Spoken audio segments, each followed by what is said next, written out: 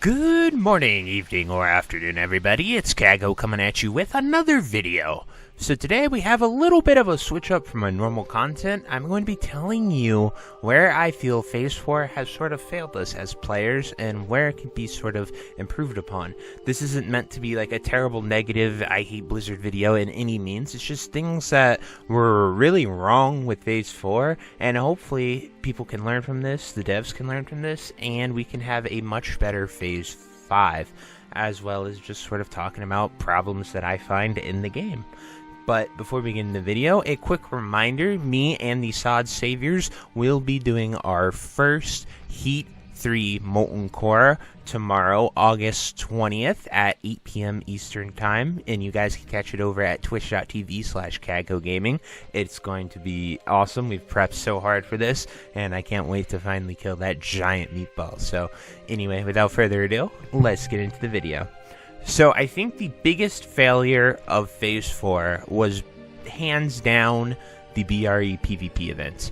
And the first 2 weeks of that was absolutely miserable if you were not on the winning faction. I luckily was Horde Crusader Strike. We held that mountain down for a very long time. Made a lot of the Alliance suffer. But I just got to see all the suffering and like people really like taking an hour to 2 hours just to get to your dungeon must have been miserable, and it probably led to a lot of people even quitting the game. And the reason I think this is was such a huge problem is because we had already suffered this in the Phase 2 launch in STV, and we already had the solution for it. Like, to me, that is a no-brainer. To me, it is like, how did the dev team let that get by? Like, it should have been clear what was going to happen. It should have been clear people were going to camp it hard. They were going to hold those choke points. And just to let it go unaddressed, unannounced, especially after having Phase 4 PTR and delaying Phase 4 because of all that, it's just really, really sad to see. However, they did rectify it. They did put the solution in, and, you know, credit where it is due. It should have never been a problem, in my opinion, but it was, and they fixed it, so that's really good. But I still think it was a big letdown for the launch of Phase 4. The next issue where I feel like Phase 4 was sort of too much is with the MC launch. So I am actually a fan of the heat system. I think it is a brilliant way to sort of gauge your power if done correctly.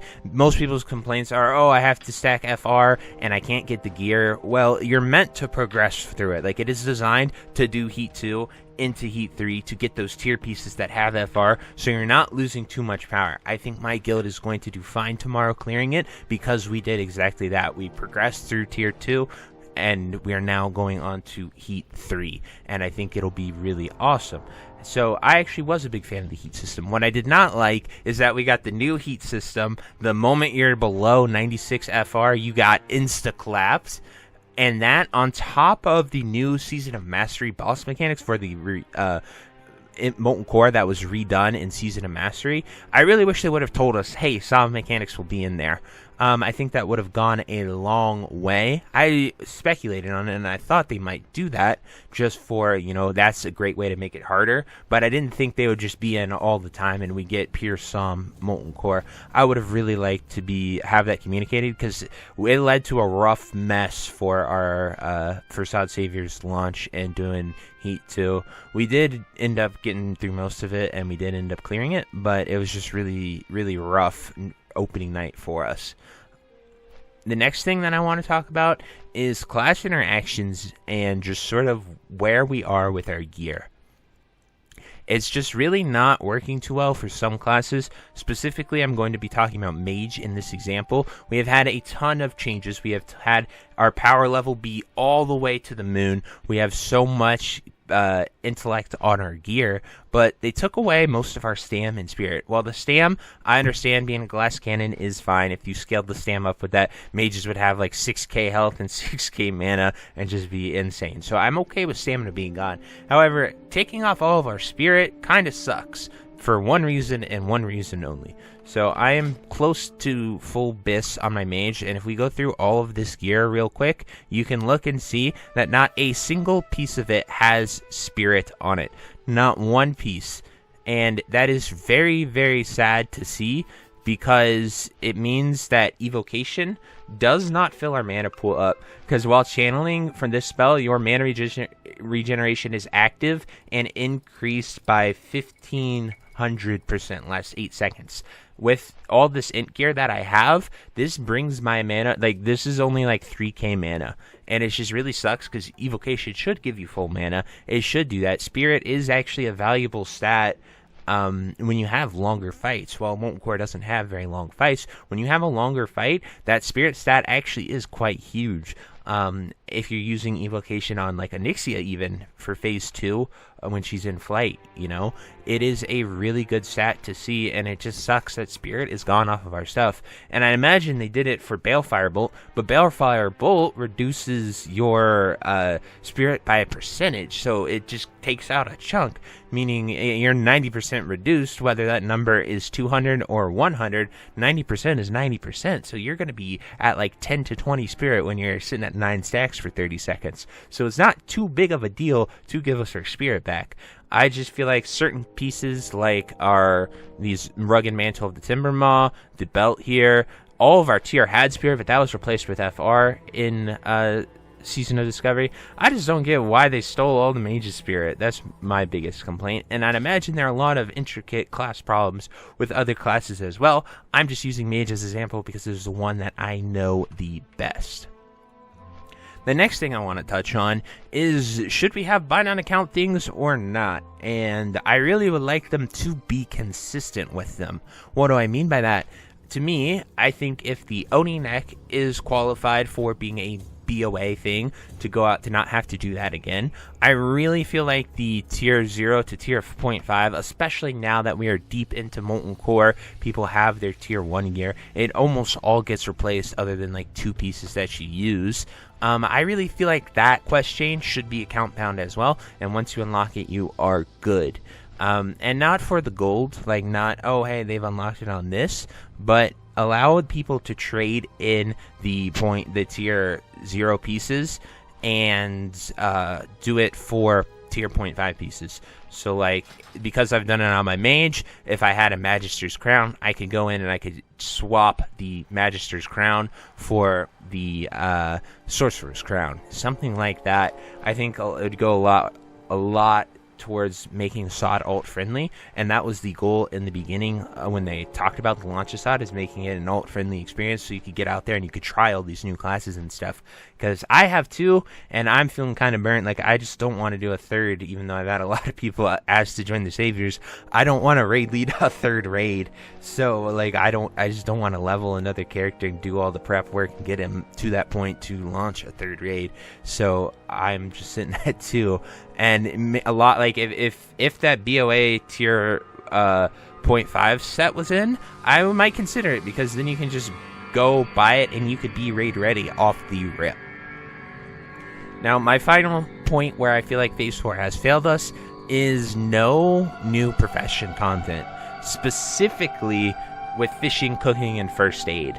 So, well, yes, they did add a lot of the rep stuff, like to get your Rugged Mantle of the Timbermaw, your knowledge of the Timbermaw. You need to be honored / revered with Timbermaw, be a tailor, learn that, craft that. However, you don't have to be the tailor that is that rep to get it. So I could just buy the belt, I could buy shoulders from a tailor who is revered with Timbermaw, and I could just simply get it. I think that is a good way. That was a good profession thing. But in SOD, in Phase 1, in Phase 2, and Phase 3, all the professions got an epic questline where you went out and you did things, you learned new recipes, you learned new things. And so with Phase 4 coming around and us not having that stuff in there, it's really like, oh, do I abandon my professions? Is more coming later? We just simply do not know, and it is really, really weird to see that happen. And I think I just think it might not be the best area for SOD to be in, especially with Phase 5 being a question mark, us not knowing what we are going to see or get, and then just all of it makes it really weird. And now with secondary professions, I think it is a massively missed opportunity, because the demand for food and water is so high. They did good with Jungle Durin, they did good with the Stratholme Holy Water. However, just we have completely outclassed it. Like, with my mana pool, with full world buffs, I'm at like 6.6k mana. Even with the upgraded water here that I'm crafting right now, this only gives 4.2k mana. So I have to sit AFK for 45 seconds to get it. Food is just ridiculous as well. Well, yes, as a mage, I have very low stam because they stole it all. These cinnamon rolls still only give 3.1k, and mage food is supposed to be really good, especially if you go out and get those recipes to get the next level of it, and it's just really, really lacking.